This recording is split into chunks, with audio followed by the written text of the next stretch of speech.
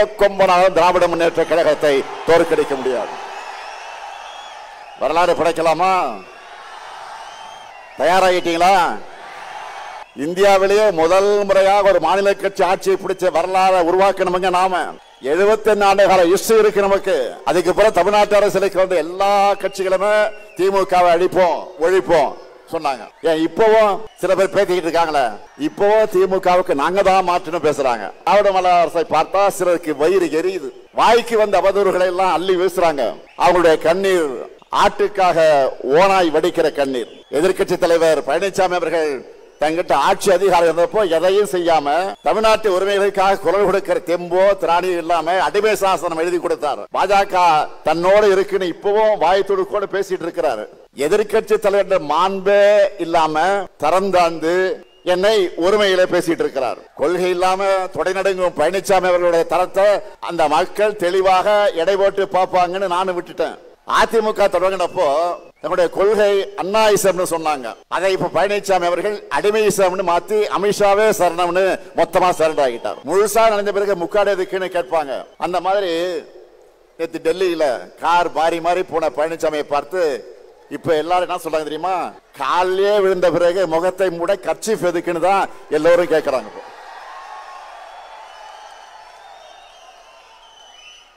இதுல அவருடைய திறந்தாழ்ந்த பேச்சுக்கெல்லாம் நான் பதில் சொல்லணுமா? டெல்லிக்கு கேட்கிற மாதிரி எல்லாரும் சேர்ந்து சொல்லணும். தமிழ்நாட்டை தலைகுனிய விடமாட்டேன், தமிழ்நாட்டை தலைகுனிய விடமாட்டேன். உங்கள் பிசினஸ் உங்கள் ஏரியாவில் டெவலப் ஆகணுமா? இன்றைய விளம்பரப்படுத்துங்கள். சென்னை எக்ஸ்பிரஸ் நியூஸ் பேப்பரில் 9884597186. இது முப்பெரும் விழாவா? விரைவில் நாம் சந்திக்க இருக்கக்கூடிய வெற்றி விழாவா? இது கரூர் இல்ல, திராவிட முன்னேற்ற கழகத்தினுடைய ஊர். இந்த ஊர் இது கரூர் இல்ல, திராவிட முன்னேற்ற கழக ஊர். இந்த ஊர் கொட்டும் மழையில தான் அறிஞர் அண்ணா அவர்கள் இதே நாளில் வடசென்னை பகுதியில் அமைந்திருக்கக்கூடிய ராபின்சன் பூங்காவில தொடங்கி வைத்த போது கொட்டுகின்ற மழையில தொடங்கி வைத்தார்கள். கொட்டுகின்ற மழையில தொடங்கி வைத்த இந்த கழகம் 75 ஆண்டு காலம் மட்டுமல்ல, 100 ஆண்டு நாம் காண போகிறோம். உங்ககிட்ட பேசுறதை விட இந்த கொட்டு மழையிலும் உங்களுடைய எழுச்சியை பார்த்துக்கிட்டே இருக்கலாம் போல எனக்கு உணர்வு ஏற்பட்டிருக்கு. என்ன உணர்ச்சி! அடாடாடாடா, என்ன ஆர்வம்!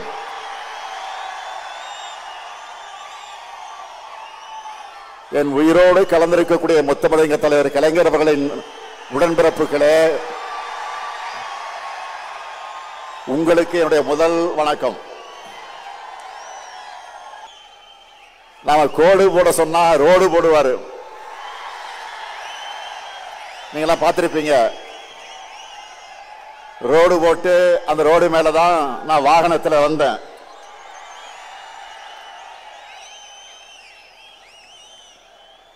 மேற்கு மண்டலத்தில் எதிரிகளுக்கெல்லாம் ஒரு சிம்ம சொப்பனமாக இருக்கக்கூடியவர் தான் நம்முடைய செந்தில் பாலாஜி அவர்கள்.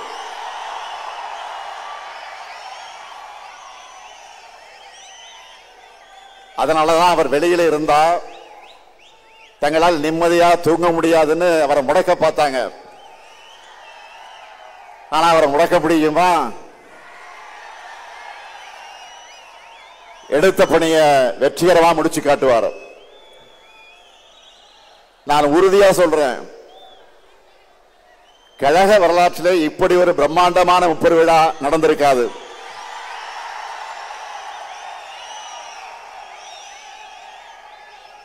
கொட்டுக்கிட்ட மழையாக இருந்தாலும் அதையெல்லாம் பொருட்படுத்தாம நீங்க எல்லாம் குடையை பிடிச்சுக்கிட்டு நாக்கால தூக்கி தலைமையில வச்சுக்கிட்டு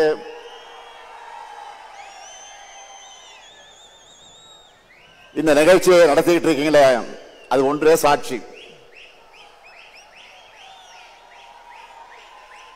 இந்த நிகழ்ச்சி சிறப்பாக இருக்க வேண்டும் என்று உழைச்சிருக்கக்கூடிய என்னுடைய அருமை சகோதரர் செந்தில் பாலாஜி அவர்களுக்கும்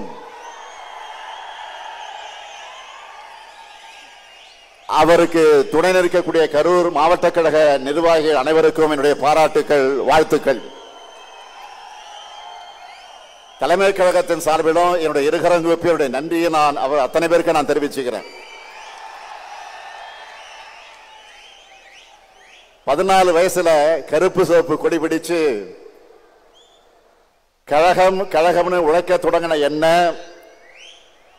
இந்த இயக்கத்துடைய தலைமை பொறுப்புக்கு கொண்டு வந்திருக்கக்கூடியவர்கள் நீங்க. ஓயாமல் உழைக்கிற உதயசூரியன்களான உங்களை ஒவ்வொரு முறை சந்திக்கும் போது எனக்கு ஒரு புது எனர்ஜி வந்துடும். காடு மேடு இரவு பகல் மழை வெள்ளம் அடக்குமுறைகள் போராட்டங்கள் சிறைச்சாலைகள்னு இங்கே எல்லோரும் போராடிதான் என்னை இன்றைக்கு நீங்க தலைவராக்கி இருக்கீங்க. மக்களுடைய ஆதரவோடு இன்னைக்கு நாடு திரும்பி பார்க்கக்கூடிய நம்ம திராவிட மாடல் அரசையும் நீங்க தான் உருவாக்கி என்னை முதலமைச்சர் பொறுப்பில் உட்கார வச்சீங்க. உங்களை சந்திக்கிறதை விட எனக்கு வேற என்ன மகிழ்ச்சி? 30 விழா என்றால் பகுத்தறிவு புகழவன் தந்தை பெரியார் பிறந்த நாள், பேரறிஞர் பெருந்தகறிஞர் அண்ணா பிறந்த நாள்,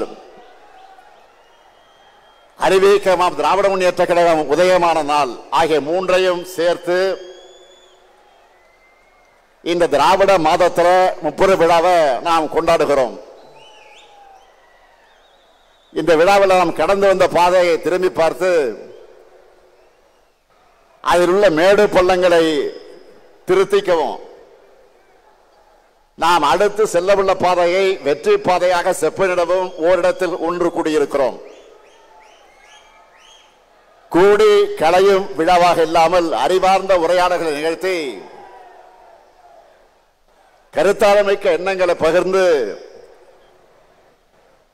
கொள்கைகளை கூர்திட்டும் நிகழ்வாக இந்த நிகழ்ச்சி நடந்துகிட்டு இருக்கு. அதனாலதான் திராவிட கொள்கை தூக்கி பிடிச்சு உழைச்சவங்களுக்கு மரியாதை செஞ்சு விருதுகளை வழங்குகிறோம். இந்த ஆண்டு பகுத்தறிவு புகழ தந்தை பெரியார் பெயரிலான விருதை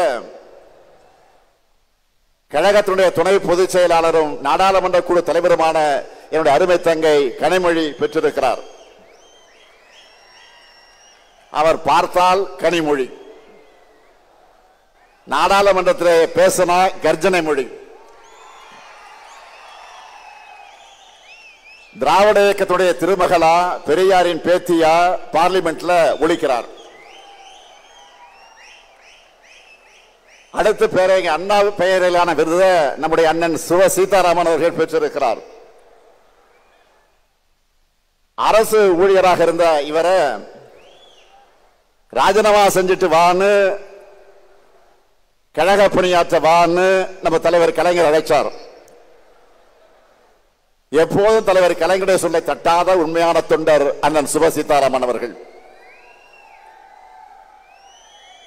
அடுத்து தமிழக தலைவர் கலைஞர் பெயரிலான விருதை நூற்றாண்டு கண்டவர் அண்ணன் சோமா ராமச்சந்திரன் அவர்கள் பெற்றிருக்கிறார். மிசா காலத்தில் ஓராண்டு காலம் என்னோடு ஒரே கொட்டடியில் இருந்தவர் அண்ணன் சோமா ராமச்சந்திரன் என்பது எனக்கு கிடைச்ச பெருமை. அடுத்து புரட்சி கவிஞர் பாவேந்தர் பாரதிதாசன் பெயரிலான விருதை மறைந்த அண்ணன் குளித்தலை சிவராமன் அவருடைய குடும்பத்தினர் பெற்றிருக்கிறாங்க. கலைஞர் அவர்கள் முதலா போட்டியிட்ட குளித்தலை தொகுதிக்கு ஆரவர். அவருக்கு சிறப்பு செய்ய அறிவிச்ச இந்த விருதை அவர் பெற முடியாமல் போயிருந்தாலும் நம்முடைய இதயங்களில் அவர் குடியிருக்கிறார், நிறைஞ்சிருக்கிறார். அடுத்து இனமான பேராசிரியர் பெயரிலான விருதை அண்ணன் மருதூர் ராமலிங்கம் அவர்களுக்கு வழங்கியிருக்கிறோம். தலைவர் கலைஞரிட்ட கட்டளைகளை தவறாமல் நிறைவேற்றின செயல் வீரர் அவர். ஒடுக்கப்பட்ட மக்களுக்காக ஓயாமல் பாடுபட்டவர், இன்றைக்கும் உழைத்துக் கொண்டிருக்கக்கூடியவர். அடுத்து என்னுடைய பெயரிலான விருது அண்ணன் பொங்கலூர் பழனிசாமி அவர்கள் பெற்றிருக்கிறார். மொழி போராட்டம் உருவாக்கின தலகத்தர்கள் அவரும் ஒருவர். கொங்கு வேளாளர் சமுதாயத்தை பிற்படுத்தப்பட்டியலை சேர்க்க அவருடைய லெட்டர் பேர்ல தான் கோரிக்கை ஏற்கப்பட்டதுன்னு தலைவர் கலைஞர் தன் கைப்பட எழுதினார். அடுத்து முரசொலி அறக்கட்டளையின் சார்பில் முரசொலி செல்வம் பெயரிலான விருதை பெற்றிருப்பவர் மூத்த பத்திரிகையாளர் எழுத்தாளர் AS பன்னீர்செல்வம் அவர்கள். திராவிட இயக்கம் வலியுறுத்தி வர சமூக நீதிய, மானுட பற்றை, மனித உரிமை சிந்தனைகளை ஆங்கில ஊடகங்களை எழுதி வர்றவர் மரியாதைக்குரிய AS பன்னீர்செல்வம் அவர்கள். அதே போல கழகத்தோட வெற்றிக்கும் புகழுக்கு அடித்தளமாக ஆணிவேராக இருக்கும் ஒன்றியம், பகுதி, நகரம், பேரூர் கழகம் ஆக இந்த அமைப்புகளோடு சேர்ந்து சிறப்பாக பணியாற்றின உடன்பிறப்புகளும் இங்க வந்து விருது பெற்றிருக்கிறாங்க. விருது பெற்றிருக்கக்கூடிய எல்லாருமே ஒவ்வொரு விதத்தில் பெருமைக்குரியவங்க. எனவே விருது பெற்றிருக்கக்கூடிய எல்லோரையும் தலைமை கழகத்தின் சார்பிலையும் கழக உடன்பிறப்புகள் சார்பிலும் உங்களின் ஒருவனாக நான் அத்தனை பேரையும் வாழ்த்துகிறேன். திறமை, உழைப்பு, அறிவு, ஆற்றல் ஆகியவற்றை ஒருங்கே பெற்ற தீரர்களின் கூட்டம்தான் திராவிட முன்னேற்ற கழகம். தந்தை பெரியார், பேரறிஞர் அண்ணா, முத்தமிழர் கலைஞர் ஆகியோருடைய வழி நின்று தமிழினத்தின் எழுச்சிக்காக, தமிழ்நாட்டினுடைய வளர்ச்சிக்காக உண்மையா உழைக்கிறவங்க நாம. 2019 ஆண்டு முதல் நாம் எதிர்கொண்ட எல்லா தேர்தலையும் வெற்றி பெற்று வந்திருக்கிறோம். சாதாரண வெற்றி அல்ல, எதிரிகளை எல்லாம் கலங்கடிக்கக்கூடிய வெற்றியை பெற்று வந்திருக்கிறோம். இந்த வெற்றி பயணம் தமிழ்நாட்டு மக்கள் ஆதரவோடு 2026 நிச்சயம் தொடரும். திராவிட மாடல் 2.0 ஆட்சி நிச்சயம் அமையும். நான் பெருமையோடு சொல்றேன், இந்தியாவில் ஆயிரக்கணக்கான அரசியல் இயக்கங்கள் இருக்கு. எந்த இயக்கத்திலும் உங்கள மாதிரி கொள்கை உடைய தொண்டர்கள் இருக்க மாட்டாங்க, இப்படி கடுமையா உழைக்க மாட்டாங்க.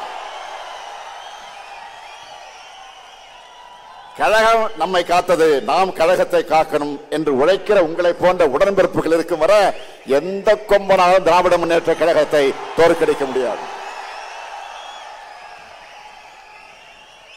உங்களுக்கு தலைமை தொண்டனாக இருக்கிறது என் வாழ்க்கையிலே நான் பெற்ற பெரும் பேறு. உங்கள் உழைப்பை தொடர்ந்து கொடுத்து திராவிடம் உயர்த்தின தமிழ்நாட்டை தலைகுனிய விடமாட்டோம்னு 2026 தேர்தலையும் நீங்க களப்பணி ஆற்றணும். அதன் மூலமாக தொடர்ந்து திமுக ஆட்சி அமைஞ்சதுன்னு நம்ம புது வரலாறு படைக்கணும். வரலாறு படைக்கலாமா? வரலாறு படைக்கலாமா? தயாராகிட்டீங்களா? தயாராகிட்டீங்களா? அதுக்காகத்தான் ஓரணியில் தமிழ்நாடு ஒரு பரப்புரையை முன்னெடுத்து தமிழ்நாடு முழுக்க எல்லா கிராமங்களுக்கும் சென்று, எல்லா வீடுகளுக்கும் சென்று 1 கோடிக்கும் அதிகமான குடும்பங்களை நம்ம இயக்கத்தில் ஒன்றிணைச்சிருக்கிறோம். 1 கோடி குடும்பங்கள் நம்ம நம்பி இணைந்திருக்காங்க என்றால் அந்த நம்பிக்கைக்கு என்ன காரணம்? தமிழ்நாட்டை காக்கும் காவல் அரண் திராவிட முன்னேற்ற கழகம் மட்டும்தான். அதுக்கு துணையாக இருப்போம்னு அவங்களுக்கும் இன்றைக்கு ஒருங்கிணைந்திருக்கிறாங்க. தமிழ்நாட்டுடைய வளர்ச்சிக்கு இடையூறு செய்கிறது எந்த கொள்கைன்னு மக்களுக்கு நல்லா தெரியும். அது காவி கொள்கை. 2000 ஆண்டுகளா அந்த கொள்கைக்கு எதிராக திராவிடம் இந்த இயக்கம் போராடிக்கிட்டு இருக்கு. இன்னைக்கு அந்த கொள்கையோட அரசியல் முகம் யாரு? பாஜக. ஒன்றியத்தினால பாஜக அரசோடு நம்ம தொடர்ந்து போராடிக்கிட்டு இருக்கிறோம். 2 நாட்களுக்கு முன்பு கூட எதிர்க்கட்சி தலைவர் பழனிசாமி அவர்கள் என்ன பேசி இருக்கிறாரு? கடந்த அதிமுக ஆட்சியை காப்பாற்றினத பாஜக தான் உண்மையை பேசி இருக்கிறார். அந்த கைப்பாவை அரசை தமிழ்நாட்டு மக்கள் தூக்கி எறிய திமுக தான் காரணம்னு நம்ம மேல பாஜக வன்மத்தை கொட்டிட்டு இருக்கிறாங்க. அதனாலதான் தொடர்ந்து நமக்கு இவ்வளவோ குடைச்சலை கொடுத்துக்கிட்டு இருக்கிறாங்க. அதை பார்த்து முடங்கிடுவோம்னு நினைச்சாங்க. திமுக மிரட்டலுக்கு பயப்படுகிற கட்சியா? இந்தியாவிலேயே முதல் முறையாக ஒரு மாநில கட்சி ஆட்சியை பிடிச்ச வரலாறு உருவாக்கணுங்க நாம. 71 ஆண்டு கால ஹிஸ்டரி இருக்கு நமக்கு. அதுக்கு பிறகு தமிழ்நாட்டு அரசியலுக்கு வந்து எல்லா கட்சிகளுமே திமுகவை அழிப்போம் ஒழிப்போம் சொன்னாங்க. ஏன் இப்பவும் சில பேர் பேசிக்கிட்டு இருக்காங்களே, இப்பவும் திமுகவுக்கு நாங்க தான் மாற்றணும் பேசுறாங்க. என்ன மாத்த போறாங்க? என்ன மாத்த போறாங்க? மனசுல இருந்து என்றைக்கும் மறையல. இதுதான் தமிழ்நாடு பாலிடிக்ஸ். நம்முடைய கொள்கைதான் நம்முடைய பலம். நாம செய்ய வேண்டியது இன்னும் நிறைய இருக்கு. ஆட்சி பொறுப்புக்கு வந்தப்போ எவ்வளவோ நெருக்கடியில ஆட்சி பொறுப்பை ஏற்றோம். ஒரு பக்கம் நிதி பற்றாக்குறை, இன்னொரு பக்கம் கொரோனா பெருந்தொற்று. இதெல்லாம் தாண்டி 4.5 ஆண்டுகள்ல இந்தியாவில் எந்த மாநில அரசு செய்யாத அளவுக்கு ஏராளமான திட்டங்களை செயல்படுத்தி தமிழ்நாட்டை நோக்கி முதலீடுகளை ஈர்த்து வேலை வாய்ப்புகளை உருவாக்கி இந்தியாவிலேயே டபுள் டிஜிட் பொருளாதார வளர்ச்சி எட்டி இருக்கக்கூடிய ஒரே மாநிலம் எதுன்னு கேட்டா தமிழ்நாடு நெஞ்சு நிமித்தி சொல்ற அளவுக்கு முதன்மை மாநிலமாக முன்னேற்றி இருக்கிறோம். இதனாலதான் நம்ம திராவிட மாடல் அரசை பார்த்தா சிலருக்கு வயிறு எரியுது. வாய்க்கு வந்த அவதூறுகளை எல்லாம் அள்ளி வீசுறாங்க. அவங்களுடைய கண்ணீர் ஆட்டுக்காக ஓனாய் வடிக்கிற கண்ணீர். எதிர்கட்சி தலைவர் பழனிசாமி அவர்கள் தங்கிட்ட ஆட்சி அதிகாரம் இருந்தப்போ எதையும் செய்யாம தமிழ்நாட்டு உரிமைகளுக்காக குரல் கொடுக்கிற தெம்போ திராணி இல்லாம அடிமை சாசனம் எழுதி கொடுத்தார். பாஜக தன்னோடு இருக்குன்னு இப்பவும் வாய்த்துடுக்கோடு பேசிட்டு இருக்கிறாரு. எதிர்கட்சி தலைவர் மாண்பே இல்லாம தரந்தாந்து என்னை ஒருமையில பேசிட்டு இருக்கிறார். கொள்கை இல்லாம தொடை நடுங்கும் பழனிசாமி அவர்களுடைய தரத்தை மக்களோட அந்த மக்கள் தெளிவாக எடை போட்டு பார்ப்பாங்கன்னு நானும் விட்டுட்டேன். ரெய்டுகள் இருந்து தன்னை காப்பாத்திக்க அதிமுகவை அடை வச்சுட்டார். திராவிடம்னா என்னன்னு கேட்டப்போ அதெல்லாம் எனக்கு தெரியாதுன்னு சொன்ன அவர் அண்ணா திராவிட முன்னேற்ற கழகத்தோட தலைமை பொறுப்பில் இருக்கிறார். இன்றைக்கு அவர் திராவிடம்னா என்ன தெரியாம அதிமுகவுடைய தலைமை பொறுப்பில் இருக்கிறார். அதான் வெட்கக்கேடு. அதிமுக தொடங்கினப்போ நம்முடைய கொள்கை அண்ணாயிசம்னு சொன்னாங்க. அதை இப்ப பழனிசாமி அவர்கள் அடிமையிசம்னு மாத்தி அமித்ஷாவே சரணம்னு மொத்தமா சரண்டர் ஆகிட்டார். முழுசா நடந்த பிறகு முக்காடு எதுக்குன்னு கேட்பாங்க. அந்த மாதிரி நேற்று டெல்லியில கார் பாரி மாதிரி போன பழனிசாமியை பார்த்து இப்ப எல்லாரும் என்ன சொல்றாங்க தெரியுமா? காலையே விழுந்த பிறகு முகத்தை மூட கர்ச்சீஃப் எதுக்குன்னு தான் எல்லோரும் கேட்கிறாங்க.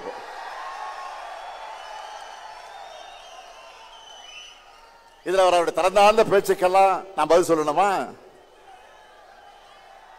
தேவையில்லைதான். ஆனா மக்களாட்சியில மக்களுக்கு மதிப்பளிச்சு பதிலளிக்க வேண்டிய பொறுப்பு கடமையும் நமக்கு இருக்கு.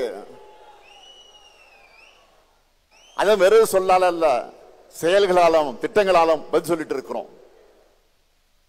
கலைஞர் மகளிர் உரிமை திட்டம், விடியல் பயண திட்டம், காலை உணவு திட்டம், புதுமை பெண் திட்டம், தமிழ் புதல்வன் திட்டம், நான் முதல்வன் திட்டம், மக்களை தேடி மருத்துவம், இன்னுயிர் காப்போம், நம்மை காக்க 48,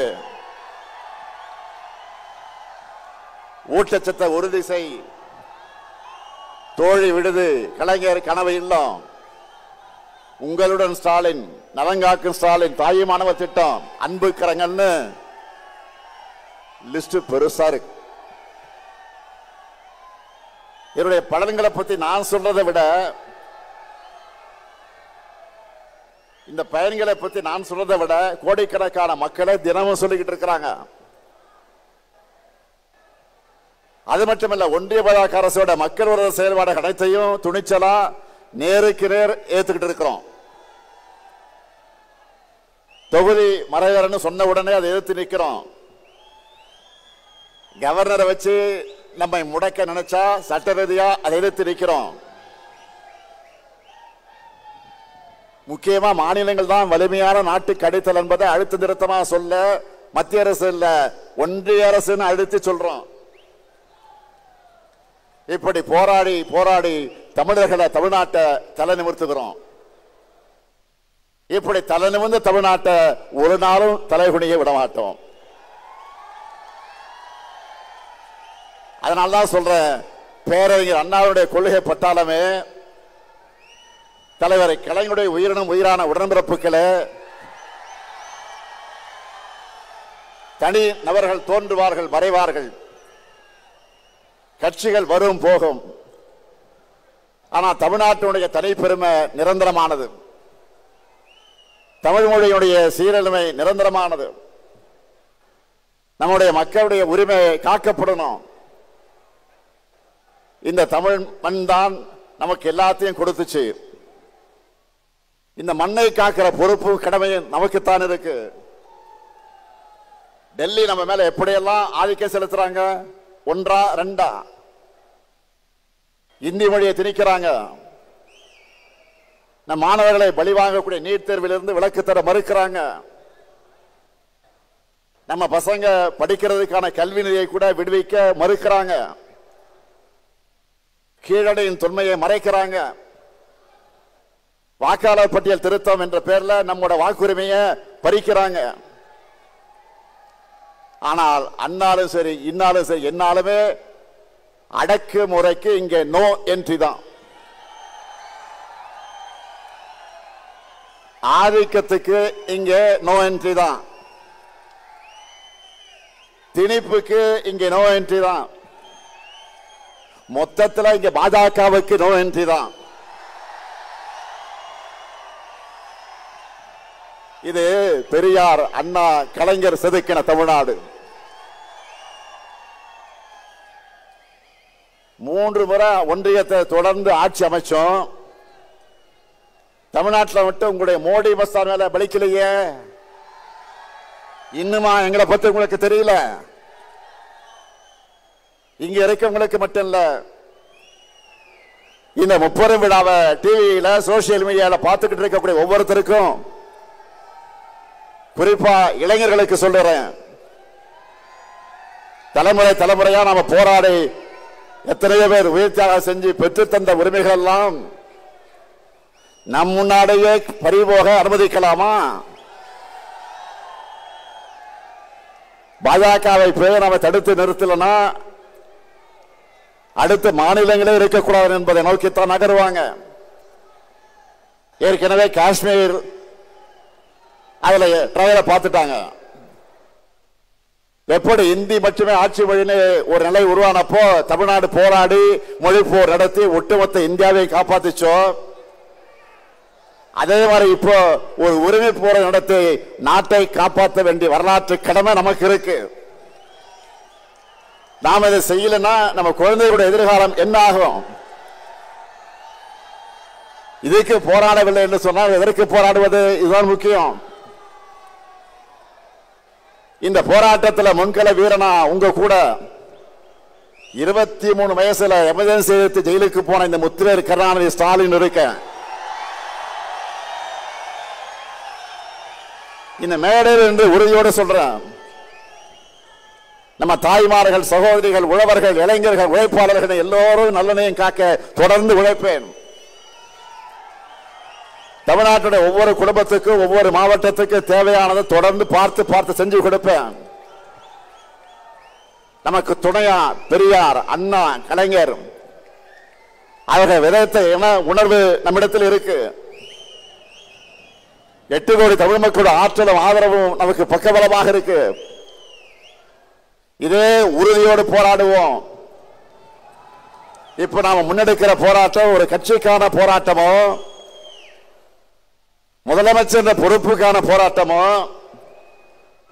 ஆட்சி அதிகாரத்திற்கான போராட்டமோ இல்லை. தமிழ்நாட்டு மக்களுக்கான போராட்டம், தமிழ்நாட்டுக்கான போராட்டம். இதுக்கு தமிழ்நாடு முழுக்க ஓரணையில் திரளணும். இந்த கரூர் மண்ணில் நின்று தந்தை பெரியார் பிறந்த நாளில் உறக்க சொல்வோம், தமிழ்நாட்டை தலைகுனிய விடமாட்டேன். டெல்லிக்கு கேட்கிற மாதிரி எல்லாரும் சேர்ந்து சொல்லணும். தமிழ்நாட்டை தலைகுனிய விடமாட்டேன். தமிழ்நாட்டை தலைகுனிய விடமாட்டேன். தமிழ்நாட்டை தலைகுனிய விடமாட்டேன். தமிழ்நாடு போராடும், தமிழ்நாடு வெல்லும், தமிழ்நாடு போராடும், தமிழ்நாடு வெல்லும். விடைபெறுவதற்கு முன்னாடி உங்கள் அத்தனை பேருக்கு ஒரு அன்பான வேண்டுகோள். பல்வேறு பகுதிகளிலிருந்து வந்திருக்கீங்க. உடன்பிறப்புக்கு எல்லோரும் ஊருக்கு திரும்புகிற நேரத்தில் பத்திரமாக நீங்கள் வீட்டுக்கு திரும்பணும். அதிக பயணங்கள் வேண்டாம். பத்திரமாக வீட்டுக்கு போங்க. நன்றி, நன்றி, வணக்கம்.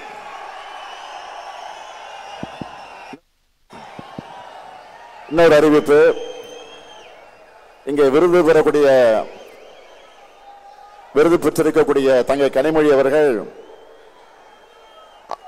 அவருக்கு தலைமை கழகத்தின் சார்பில் 3 லட்சம் ரூபாய் நிதி வழங்கப்பட்டது. ஆனால் அந்த நிதியை அவர் திராவிட முன்னேற்ற கழகத்தினுடைய வளர்ச்சி நிதிக்காக பயன்படுத்த என்று சொல்லி திருப்பி தந்து விட்டார். அதேபோல் சோமா ராமச்சந்திரன் அவர்களும் 100 வயதை கடந்திருக்கக்கூடிய அந்த பெரியவர், அவரும் அந்த 3 லட்சம் ரூபாயை கழக வளர்ச்சி நிதியை சேர்த்துக் கொள்கின்ற தந்து விட்டார்கள் என்ற அந்த செய்தியும் சொல்லி விடைபெறுகிறேன். நன்றி, நன்றி, வணக்கம். கிளாசிஃபைட் ஆட்ஸ், டிஸ்ப்ளே ஆட்ஸ், சிறிய விளம்பரம் முதல் பெரிய விளம்பரம் வரை அனைத்து கடைகளிலும் வீடுகளிலும் இலவசமாக டிஸ்ட்ரிபியூஷன் செய்து தரப்படும் சென்னை எக்ஸ்பிரஸ் நியூஸ் பேப்பரில் always your neighbourhood news paper.